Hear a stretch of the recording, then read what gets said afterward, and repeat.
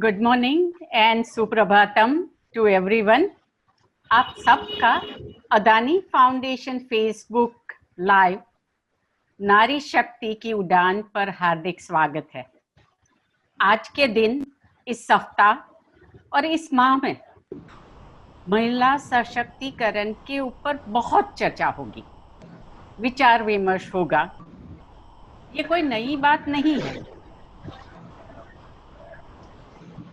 और आज हम जो करने जा रहे हैं वो ऐसी ही महिलाओं के साथ कुछ बातें करेंगे।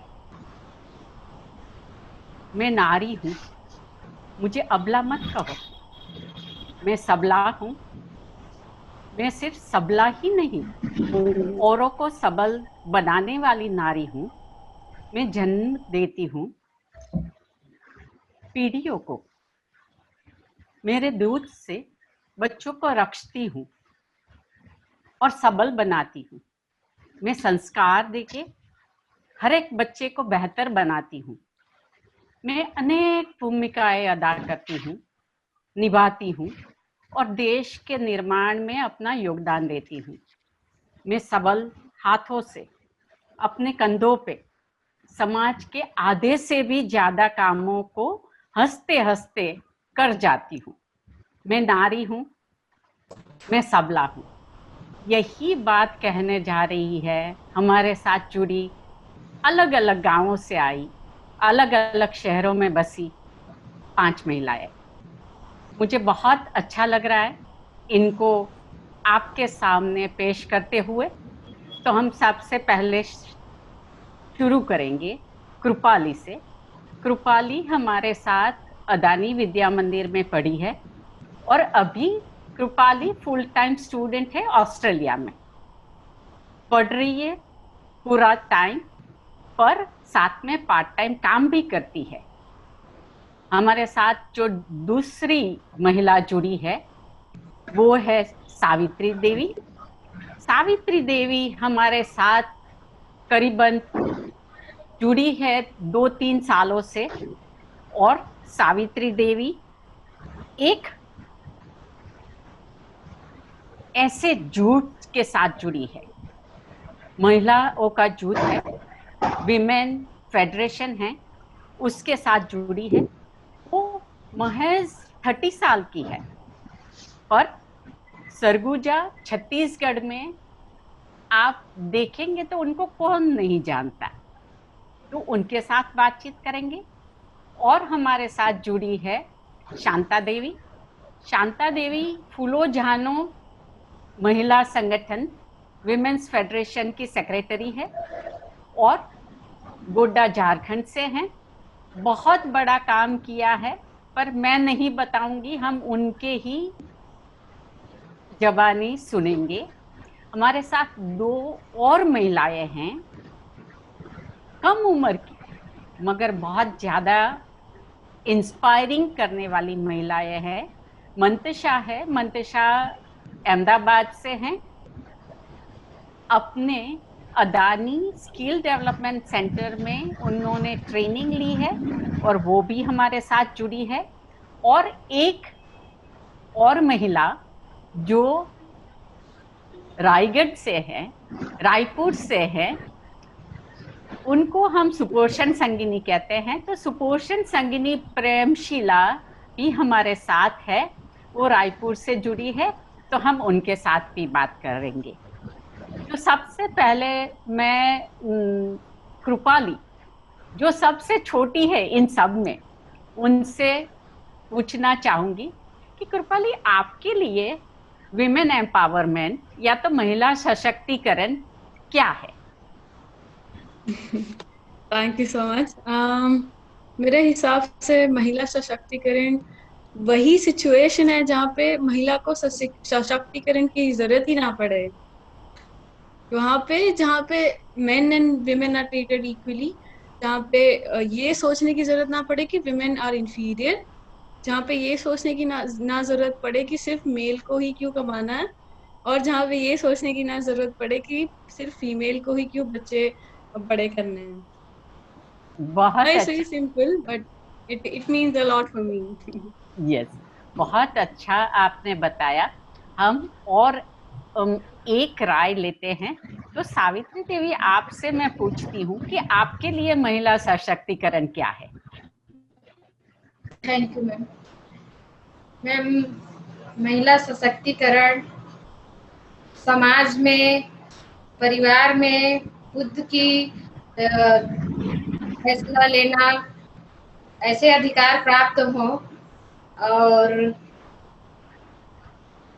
जैसे शिक्षा हो गया, स्वास्थ्य, रोजगार हो गया, आर्थिक स्थिति या सामाजिक स्थिति, इन सभी परिस्थितियों में जो भी मुसीबत आए, उन मुसीबतों का डटकर सामना करे, और सामना करने के बाद कोई ऐसा लक्ष्य प्राप्त किया हो जो उनका पहले से लक्ष्य हो, उद्देश्य हो, और ऐसे उपलब्धि प्राप्त की हो, ऐसे सशक्तिकरण को महिला सशक्तिकरण कहेंगे।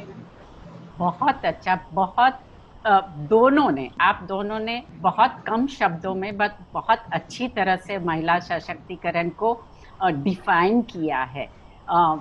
तो अभी ये बात हम आगे लेके जाएंगे, और हमारे साथ और जो एक शख्सियत जुड़ी है, उनसे मैं पूछना चाहूंगी कि आपके तो कैसे हालात में, मैं मंतशा के पास जाऊंगी और मंतशा को पूछूंगी कि आपने कैसी गंभीर परिस्थितियों में से कुछ हल निकाला और अपने आप को सशक्त करके आपके फैमिली के साथ उसका सामना किया। मुझे पता है कि एक ऐसी परिस्थिति में आप आई थी कि जहां पर आपको सारी चीजें अपने चार्ज में लेनी थी। तो क्या आप उसके बारे में बताएगी? जी मैम। हाँ मंतशा जी। जी जी मैम। हेलो। हाँ जी, आप बताइए।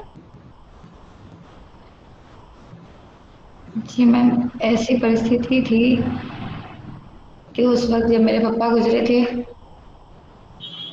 उस वक्त ये भी नहीं आता था कि काम कैसे करना, घर कैसे चलाना है, क्या काम करना है।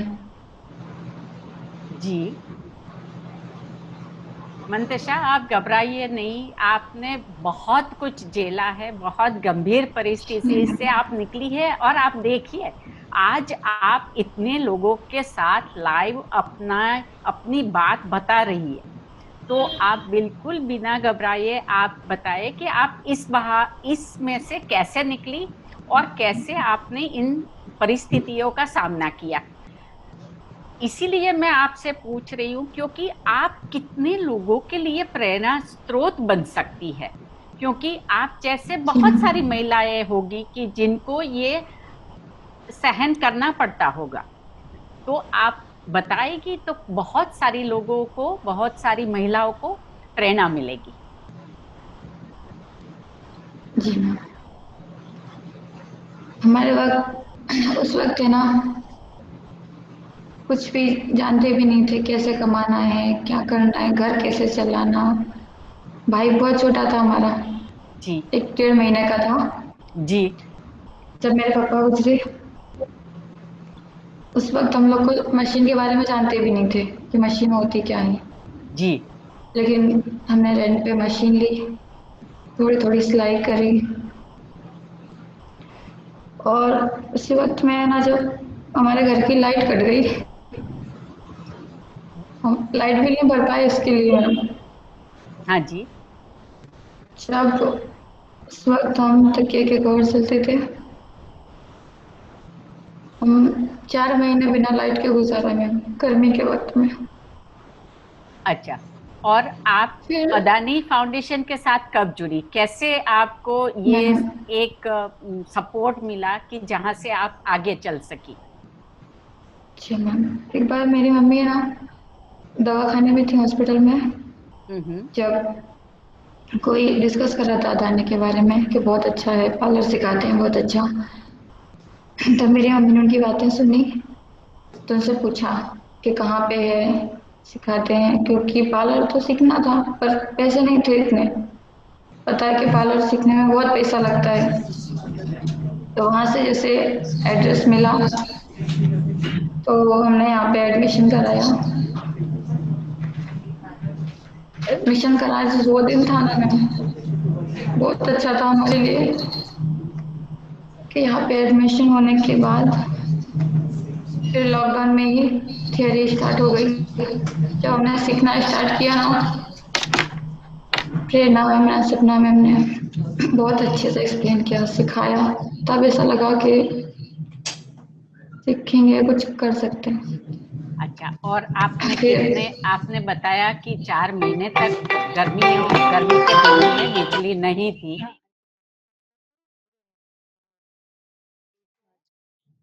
आप एक काम कर सकती है कि धीरे से आराम से सांस लीजिए और बताइए कि आपने काम किस तरह से शुरू किया और अकेले ही आपने कैसे बिजली को घर में रिस्टोर किया। जी मैम, 4 महीने तक है ना मेहनत करके थोड़े थोड़े पैसे बचा लेते थे जी। कि लाइट के लिए इकट्ठा करना है। हम्म। 4 महीने तक रात दिन काम किया मैम, कैंडल जला, इतना पैसा नहीं था कैंडल भी ले सके, हम कैंडल जला के काम कर सके। तो एक बोतल में मिट्टी का तेल भर के उन्हीं चिराग बनाते, उस बोतल से हमने रात दिन काम किया है। फिर ऐसे पैसे इकट्ठा करके बिजली का बिल भरा हमने, तो हमारे घर में लाइट आई मैम। बहुत अच्छा, ये बहुत प्रेरणादायी बात आपने बताई कि आप जब कुछ ठान लेते हैं तो किस तरह से रास्ते जी निकल मैम। आते हैं। तो अदानी फाउंडेशन से ट्रेनिंग लेके आपने काम करना शुरू किया और कमाना शुरू किया और आप इस मुकाम पे आज पहुंची है। अभी इसी इंस्पिरेशन से और एक प्रेरणा की बात करते हैं। बहुत अच्छा उदाहरण आपने दिया है। तो अभी एक और आत्मनिर्भरता की बात करते हैं।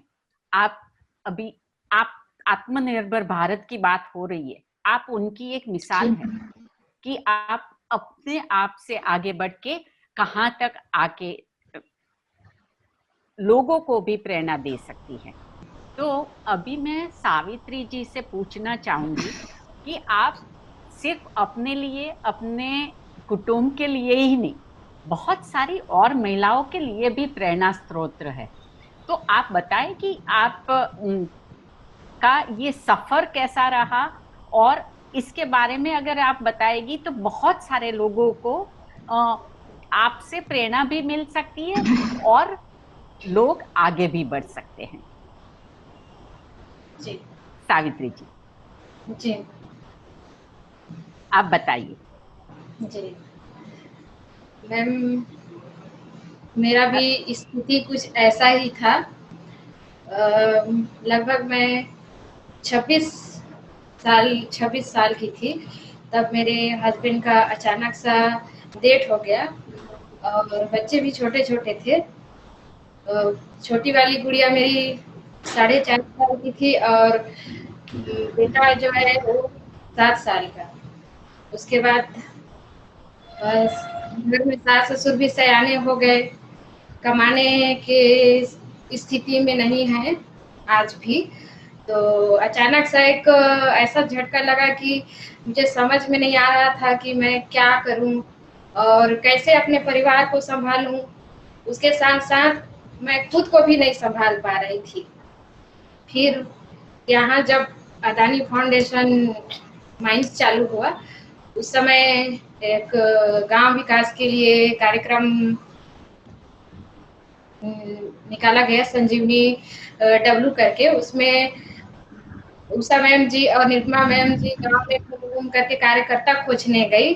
तो मैं अपने 12वीं एजुकेटेड पे फाइनल की हुई थी। उसके बाद गांव में पूछे किसी व्यक्ति को कि इस गांव में कोई पढ़ी लिखी महिला है क्या, तो उन्होंने बताया कि हाँ, इस गांव में है एक पढ़ी लिखी महिला जो कुछ भी काम करने की लायक है, उनके घर की स्थिति भी अभी ठीक नहीं है। तो मैं उनको आज भी बहुत धन्यवाद देती हूँ कि आप मेरा नाम लिए और मेरे घर में लेकर के गए। उसके बाद आप MUBSS की जो जर्नी है, जी जो आप खुद नहीं पर और 250 महिलाओं को साथ लेके कुछ कर रही है, उसके बारे में बताइए कि वो सफर कैसा रहा। जी मैम, हम लोग का एक समिति, महिला उद्यमी बहुउद्देशीय सहकारी समिति, उसमें 250 महिलाएं हैं। जो 100 महिलाएं तो डायरेक्ट रोजगार से जुड़ी हुई हैं और बाकी 150 महिलाएं अप्रत्यक्ष रूप से रोजगार से जुड़ी हुई हैं, जो ट्रेनिंग लेकर के घर में अपना कुछ ना कुछ स्वरोजगार का काम करती हैं और आय अर्जन का स्रोत भी है उनके पास। और साथ ही मैं उनके लिए एक प्रेरणा की स्रोत हूँ कि एक अकेली महिला टाइम का भी कभी 6 बजे तक, कभी 7 बजे तक ड्यूटी करना पड़ता है, फिर भी मैं किसी से नहीं डरती हूँ। और परसा और मेरे गांव से ऑफिस तक आने में काफी दूरी है और जंगल का रास्ता भी है, फिर भी आज तक मुझे कोई किसी ने कुछ नहीं बोला और मैं निरंतर काम करते आई और कुछ भी मेरे साथ ऐसा कोई समस्या ना परेशानी यहाँ समिति में जुड़ने के बाद नहीं आया। और यह सफर मेरे लिए बहुत ही अच्छा रहा। बहुत ऐसा अवसर मिला, मौका मिला बाहर जाने का, कुछ कुछ सीखने का, जब से मैं इस समिति में जुड़ी हूँ तब से। तो आपको एक और बार बधाई दे देते हैं कि आप इस में सेक्रेटरी का पद निभा रही है। और हमारे साथ ऐसी ही एक महिला है जो फूलो जानो विमेन्स फेडरेशन में सेक्रेटरी है। तो शांता देवी जी से बात करेंगे। शांता देवी जी, आपके पीछे बहुत कुछ दिख रहा है और इसके बारे में मुझे पता है कि ये बहुत सारे कपड़े हैं, यूनिफॉर्म्स हैं जो आपके फेडरेशन से बने हैं। तो इतना अद्भुत जो बात सावित्री जी ने की है, तो मैं आपसे भी जानना चाहूंगी आपकी जो सफर है फूलो जानो के साथ, अदानी फाउंडेशन के साथ, वो कैसी रही, ताकि और लोग इससे प्रेरणा ले सके। मेरा नाम शांता है और मैं फूलो झानो सक्षम आजीविका सखी मंडल की आज सेक्रेटरी पद पर कार्यरत हूँ। ऐसे तो हम एक साधारण परिवार से थे और मेरे पति एक ट्यूटर हैं जिनकी आर्थिक स्थिति इतनी कमजोर थी कि हमें घर के खर्च को चला पाना बहुत मुश्किल होता था। लेकिन हमारी जो जिज्ञासा थी वो सिलाई के प्रति काफी गंभीर थी। हम शुरू से ही इस सिलाई केंद्र में जुड़ना चाहते थे। जब हमें 2016 में पता चला कि अडानी फाउंडेशन के द्वारा निःशुल्क प्रशिक्षण दिया जा रहा है, तब हम उसमें नामांकन कराए और उसमें लगभग 6 महीने की ट्रेनिंग लेके सर्टिफिकेट प्राप्त की। और इस तरह से मोतिया गांव में ही नहीं, लगभग हमारे आसपास के काफी गांव में 1000 से ऊपर की कारागार में महिलाएं निःशुल्क शिक्षा प्राप्त करके बैठी हुई थी, जो कुछ कर मेरे ही तरह कुछ करना चाहती थी। आज हम लोगों ने मिल करके एक संगठन को तैयार किया जिसमें लगभग 1600 से 1700 महिलाएं आज जुड़ी हैं। और इस संगठन के माध्यम से हम लोगों ने एक अनाथ आश्रम के बच्चों का और प्राइवेट स्कूल के बच्चों पोशाक बनाए, जिसे लगभग प्रशासन के माध्यम में देखने के बाद काफी प्रसन्नता हुई और उनकी तरफ भी काफी हम अग्रसर रहे। जैसे पीएस के माध्यम से हमारा एक संगठन बना जिसे फूलो झानो सक्षम आजीविका का नाम दिया गया और अडानी फाउंडेशन के माध्यम से हमें काफी सपोर्ट मिला है। जब हम ये संगठन में तैयार हुए तो हमारे पास कोई साधन नहीं था और ना ही कोई इनकम था जिससे हम कुछ कर सकते थे। जब हमें अडानी फाउंडेशन के माध्यम से कुछ हेल्प मिली, लगभग हमारे पास आज 50 से ऊपर मशीनें हैं इलेक्ट्रिशियन, जो कि 100-150 की कारागार में हैं। और उनको लेकर शिक्षा ITI में हम एक केंद्र स्थापित किए और इस केंद्र में आज हमारे पास लगभग 1600 महिलाएं ऐसी हैं जो इस फूलो झानो से जुड़कर रोजगार कर रही हैं। और लगभग उनकी आर्थिक स्थिति भी का और सामाजिक स्थिति भी ऐसी थी कि उनसे घर से निकल पाना और उनको कुछ रोजगार कर पाना सही समझा नहीं जाता था। लेकिन फिर भी हम लोग इस संगठन में जुड़े और इन महिलाओं को जोड़ने के बाद लगभग हम प्रशासन के माध्यम से कहा जाए तो हमारी किरण पासी मैडम जो वर्तमान में डीसी थी, उन्होंने भी काफ़ी सहयोग दिया और हमारे जो सरकारी स्कूल के जो पोशाक होते हैं उन्हें बनाने का ऑर्डर दिया। अब ऑर्डर तो मिल गया लेकिन हमारे पास कुछ इनकम नहीं था कि हम लोग इस मंजिल तक कैसे पहुंचे। तो लगभग अडानी फाउंडेशन से हम लोगों ने गुहार लगाई और उन्होंने काफ़ी हेल्प की। हमें इलेक्ट्रिशियन की काफ़ी लगभग 100-150 मशीनें उपलब्ध कराई और एक अस्थाई जगह दी, और तभी हम लोगों ने इस मंजिल को कामयाबी तक पहुंचाने का एक रास्ता बनाया। और हम लोगों ने सरकारी स्कूल के डेस्क को बनाए और लगभग 2 साल का रन है जिसे हम पूरा किए हुए हैं, और इसमें जेएसएल पेज के माध्यम से भी काफ़ी सपोर्ट मिला है हमें। बहुत अच्छा। और इतनी अद्भुत बात आपने बताई है कि एक जो है प्रशिक्षण लेने के बाद अगर महिलाएं एक साथ जुड़ती है तो क्या न कर पाती है। ये बहुत अच्छा उदाहरण है आपने जो बताया शांता देवी जी। मैं उसमें ऐड करके बताती हूँ कि इन्होंने बहुत कम समय में एडमिनिस्ट्रेशन से मिला हुआ 6 लाख यूनिफॉर्म का ऑर्डर टाइम से पहले पूरा किया। तो सब समय मैम पूरा किया। हाँ, तो ये एक अपने आप में जो पहली बार कुछ काम कर रही थी उसमें एक मिसाल है। तो हमने बहुत सारी सशक्तिकरण की बात सुनी, सबसे सुनी। अभी एक और पहलू है सशक्तिकरण का, जो है आवाम की तंदुरुस्ती और पोषण।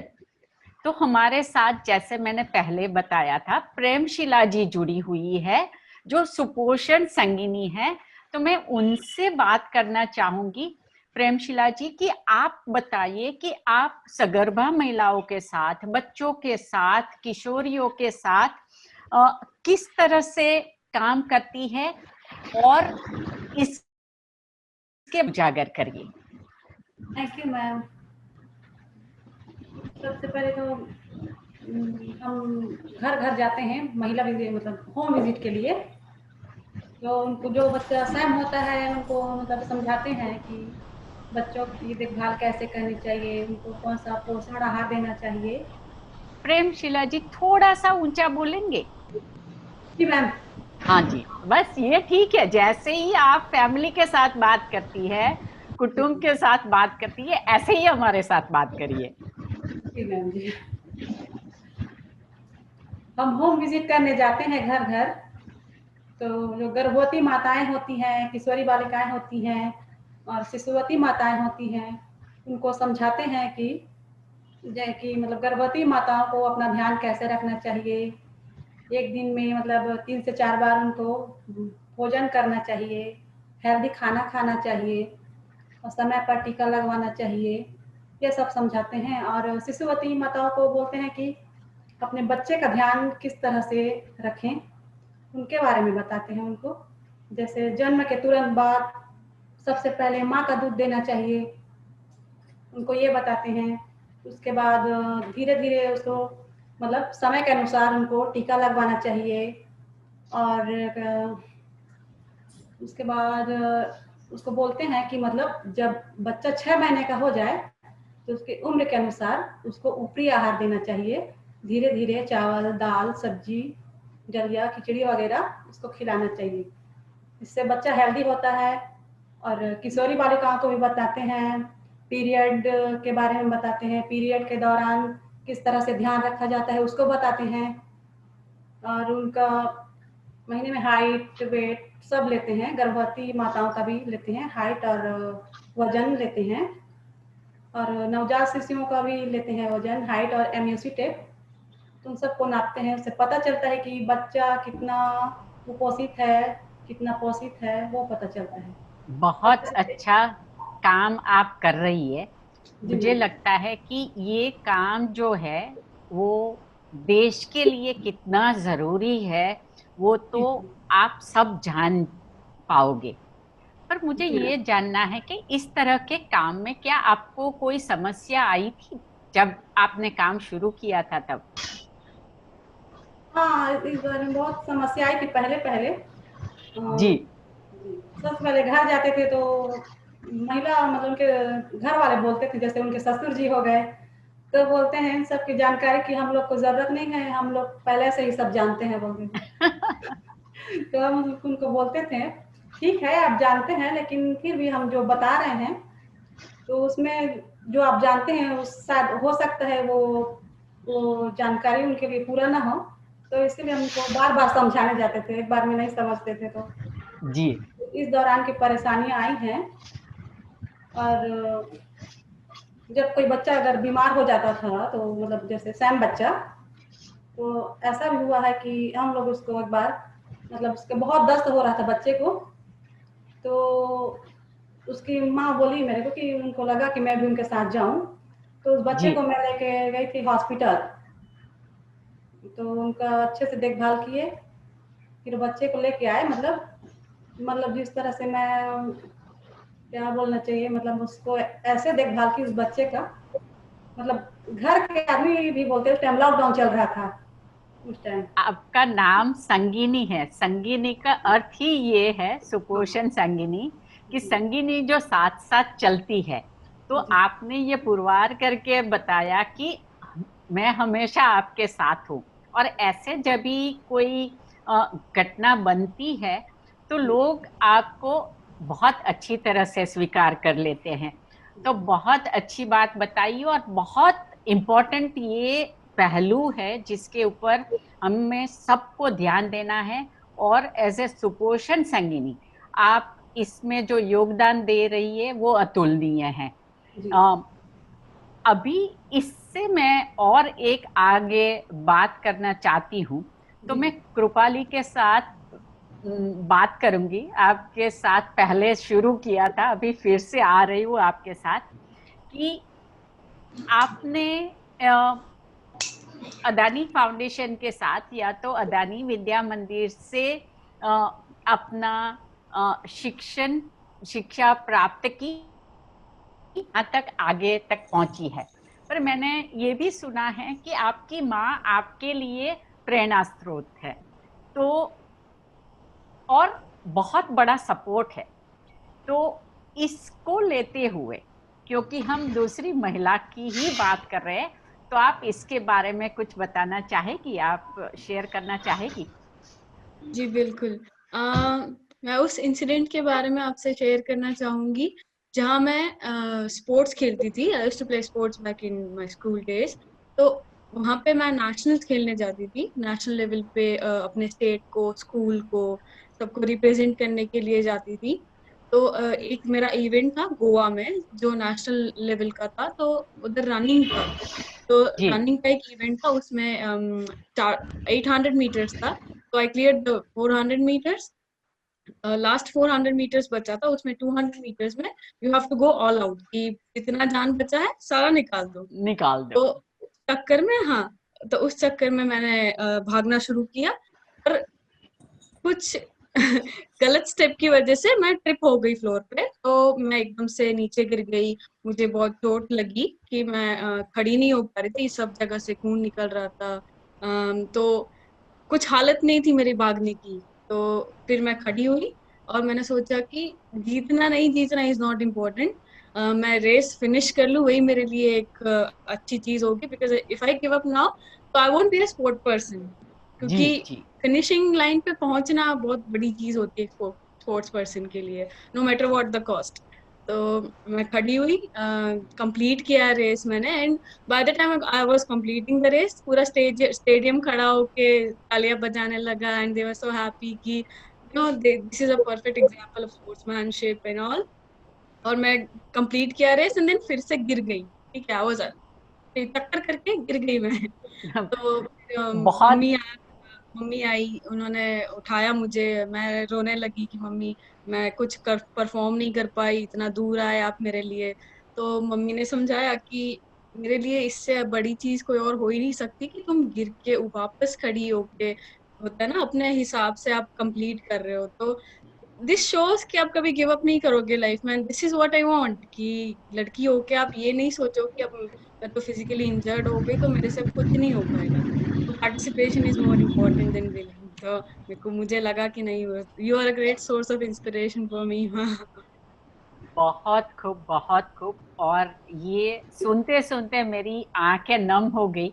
आप सब महिलाएं अपने आप में एक मिसाल है, सारे की सारे। और ये तो हम रिप्रेजेंट कर रहे हैं आप पांचों को, मगर ऐसी बहुत सारी महिलाएं जो अदानी फाउंडेशन के साथ जुड़ी है, उनकी ऐसी ही जर्नी है कि किस तरह से वो हालात से जूझकर, चुनौतियों से जूझकर अपना रास्ता बनाकर अभी आत्मनिर्भर बनी है। तो अभी हम ऑलमोस्ट हमारा ये जो आपसे गुफ्तगू करने का ये जो कार्यक्रम है वो ऑलमोस्ट खत्म होने जा रहा है। तो उसको पूर्ण करने से पहले मैं आप सबसे एक बात पूछना चाहूंगी कि आप सब लोगों को, ये जो सुन रहे हैं, या तो हमारे देश में, दूसरे देशों में जो किशोरियां हैं या तो महिला है, या तो पूरा समाज है, उनको आप क्या एक संदेश देना चाहोगी? तो मैं बारी बारी सबसे पूछूंगी। और again I will start with Mantasha. Mantasha, आप अगर तैयार है तो मुझे पता है कि आप थोड़ा इमोशनल हो गई थी, पर अब आप तैयार है तो आप मैसेज दीजिए कि समाज के लिए आपका क्या मैसेज है नारी सशक्तिकरण के लिए। जी मैम, हम यही कहना चाहेंगे कि लड़कियां जो है ना, लड़कियां या औरतें, लोग कहते हैं ना, अगर बाप नहीं है, भाई नहीं है, तभी क्या करना है, घर में ही रहो, घर में करो। ऐसा नहीं है, अगर बाप भाई नहीं है तो भी हम आगे बढ़ सकते हैं, कोशिश करते हैं, मेहनत करके आगे बढ़ सकते हैं। और लड़कियों को, औरतों को कम नहीं समझना चाहिए। अगर हम अपने अंदर की शक्ति जान जाए ना मैम, तो हम कुछ भी कर सकते हैं। बहुत बहुत खूब, आपने बहुत अच्छी तरह से ये बात बताई। और देखिए, आपका जो पहला सवाल का जवाब था, तभी आप इमोशनल हो गई थी, और अब जो आप बता रही है, कितना कॉन्फिडेंटली आप बता रही है, तो मैम वो आप कॉन्फिडेंस आपको देख के, आप बहुत आपको आगे सुन रहे हैं ना जाए। इतने टाइम से, तो बहुत कॉन्फिडेंस आपको सुन के ही आ गए। आप बहुत आगे जाएगी। और मेरी यही प्रार्थना है कि आप बहुत लोगों को प्रेरणा भी दो, ताकि आपकी तरह वो लोग भी आगे बढ़े। अभी हम जाएंगे सावित्री देवी के पास। सावित्री जी, आप बताइए, आप क्या मैसेज देना चाहोगी? मैं यही कहना चाहूंगी कि लड़कियों को, महिलाओं को जितना उनका अधिकार होना चाहिए उतना अधिकार प्राप्त करना चाहिए। अगर नहीं मिल रहा है तो उसके लिए लड़ना चाहिए। साथ में और महिलाओं को मिलाकर, उनके साथ कदम में कदम मिलाकर संगठित होकर अपने अधिकारों को प्राप्त करना चाहिए। और कहीं पर भी नहीं डरना चाहिए, डटकर सामना करके और आगे बढ़ना चाहिए। ऐसे प्रेरणा मैं देना चाहूंगी। बहुत अच्छा, बहुत सही बात आपने बताई है। अब मैं चाहूंगी शांता देवी जी के पास। आप क्या मैसेज या तो संदेश देना चाहेगी? पहले तो मैडम मैं अडानी फाउंडेशन और जेएसएलपीएस शिक्षा विभाग के अधिकारी तथा जिला प्रशासन के जो अधिकारी हैं उनको धन्यवाद देना चाहूंगी, जिन्होंने हमें यहाँ तक पहुँचाने में हमारी बहुत ज़्यादा मदद की है।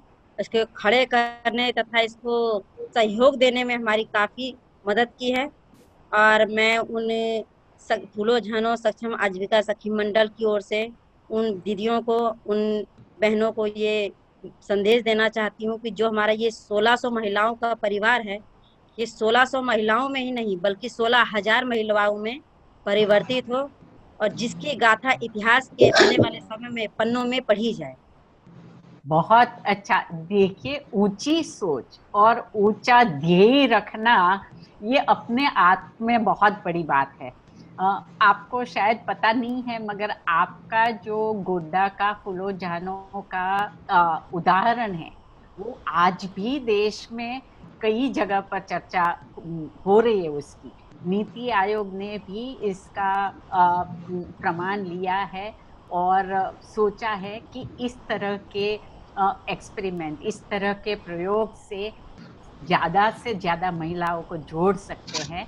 तो मैं आपसे सहमत हूँ कि आपका ये ध्येय है 1600 से 16,000 से जी मैम, ये तक जिला और पहुंचने का। राज्य में ही नहीं बल्कि ये पूरे देश में ये मॉडल तैयार होना चाहिए। वही तो पूरे देश में जाएगा, और सिर्फ देश में ही नहीं, विदेशों में भी इसको देखा जाएगा।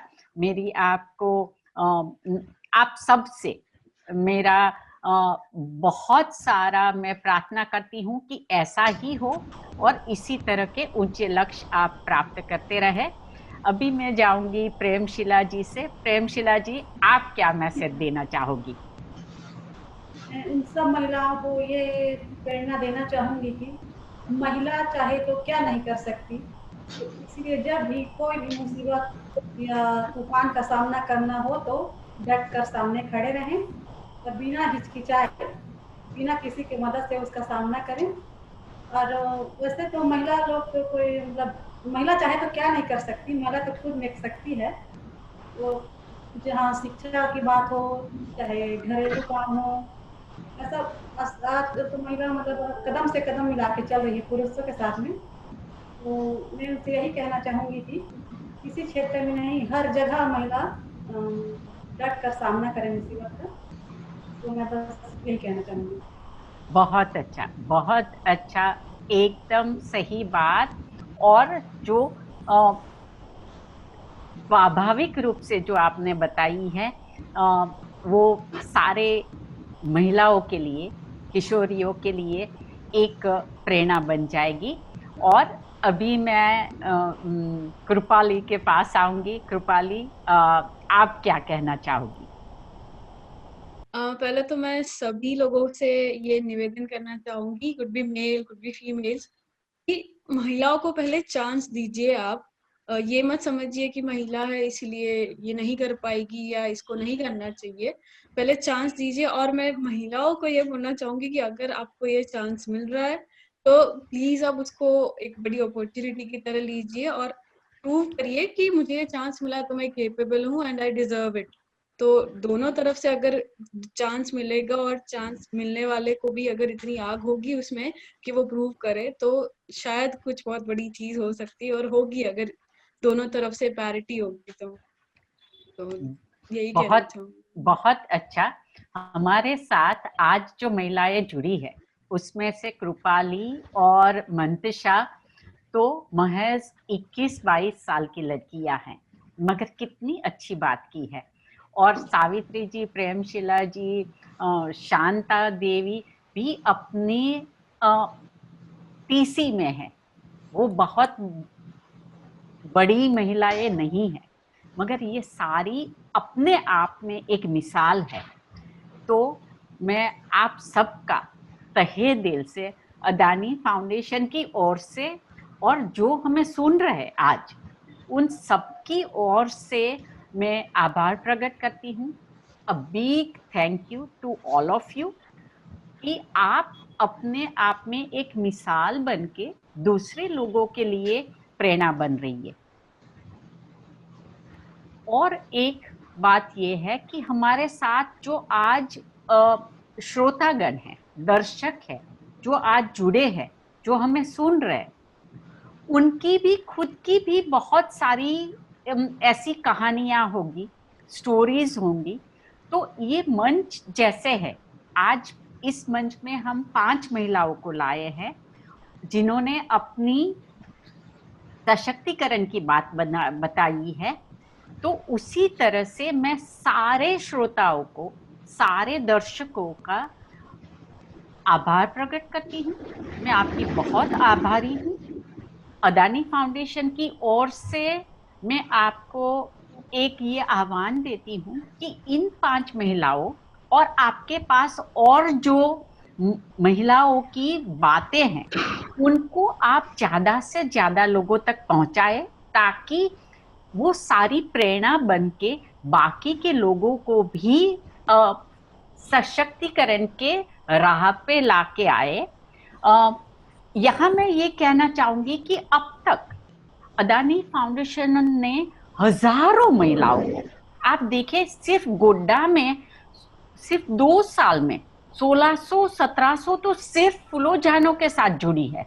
तो इसी तरह से हजारों महिलाओं को सशक्तिकरण के राह पे लाके रखा है और यही मल्टीप्लाई होता रहता है कि एक सशक्त महिला है वो सिर्फ अपने ही फैमिली या तो अपने ही कुटुंब नहीं, अपने ही समाज नहीं, बहुत सारे लोगों को, महिलाओं को सशक्त करती है। तो मेरी यही दरख्वास्त है आप सबसे कि यही बातें आप ज्यादा से ज्यादा लोगों तक पहुंचाए और अदानी फाउंडेशन ऐसे ही हजारों लाखों महिलाओं को सशक्त करता रहे और हम सब मिलके एक ऐसा समाज निर्माण करें। और मैं कहती हूँ कि आप सब देश के निर्माण में बहुत बड़ा हिस्सा बने हैं। आज हमारे साथ अहमदाबाद की ही कृपाली ऑस्ट्रेलिया में पढ़ रही है। मंतशा जी जो घर से कभी बाहर नहीं निकली थी, आज वो इतने हजारों लोगों के सामने बोल रही है।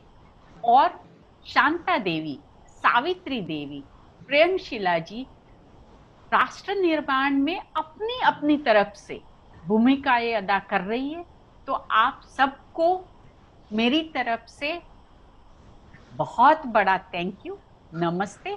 और आप इतना ही अच्छा काम करते रहिए और हमारे सुनने वाले यही बात को बहुत सारे लोगों तक पहुंचाए।